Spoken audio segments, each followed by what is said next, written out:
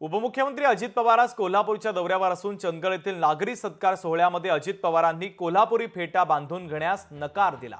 अजित पवारांनी फेटा बांधण्यास नकार दिल्याने अनेकांनी आश्चर्य व्यक्त केलं, पण चंदगड मतदारसंघामध्ये राष्ट्रवादी काँग्रेसचा अर्थातच राजेश पाटलांचा पराभव झाल्याने अजित पवारांनी कोल्हापुरी फेटा स्वीकारला नाही।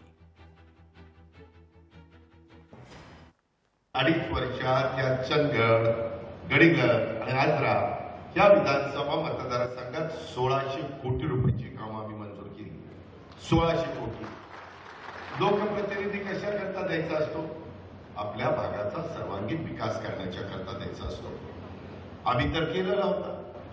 अडीच वर्षातच एवढे पैसे दिले। अख्ख्या कोल्हापूरमध्ये आमच्या महायुतीचे सगळे आमदार निवडून आले। एकटा आमच्या राजेश पाटलाला पराभव। आमचा गड आला महाराष्ट्रात, पण आमचा सिंह गेला। लोकशाही मराठी ऐका, पहा, जागरूक रहा।